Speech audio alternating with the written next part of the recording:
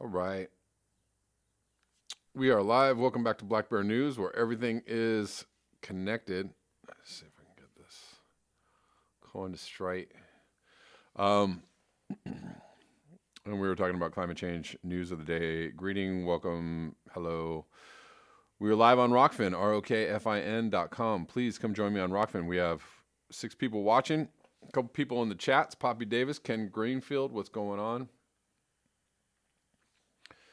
Need more people on Rockfin. You know what? Maybe tomorrow we'll do a Rockfin exclusive. Let's do that. Tomorrow, Black Bear News will be on Rockfin only. I need y'all to come to Rockfin tomorrow at 11 a.m. to come watch the show. Just really need to get more people on Rockfin. The way that things are going. But anyways, early chatters are in on the YouTubes. Grateful Dan says humans' latest idea to solve the climate crisis is to put solar panels in space and beam energy back to Earth. Well, I mean that's totally it's probably doable, right? Couldn't be that hard to do that, right? I mean, I guess, as a renewable source of energy, I get renewable, quote unquote.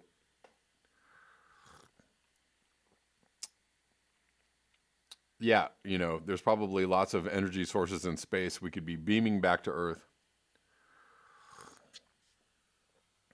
Except for when those things don't work. And then what happens? When all the energy stops, then what do you do?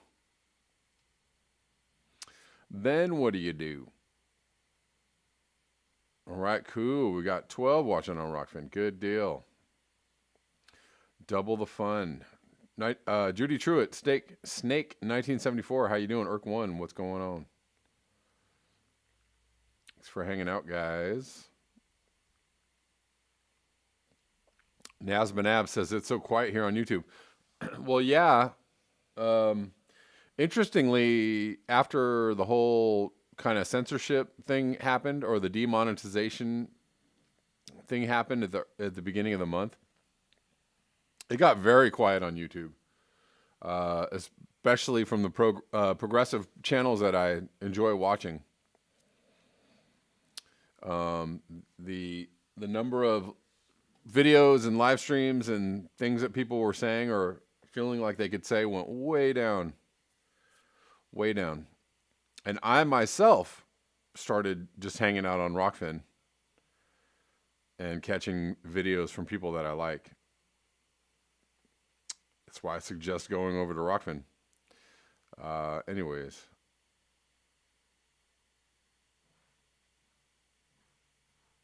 So let's cover a couple things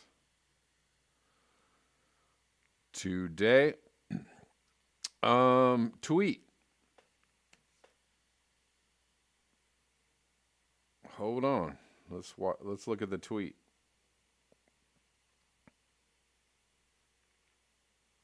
Let's look at it. From Go Green. As Mexico plans to massively increase its coal production, so does India. Plans to build 40 new coal fields on ancient forest lands. We've already talked about this story about India going for the coal. This is actually an older article, but not that old. August 2020. Yeah, and we covered this article. But the reason why I'm bringing this up is, there was the article about Tesla increasing its carbon footprint by expanding into China rapidly, wantonly.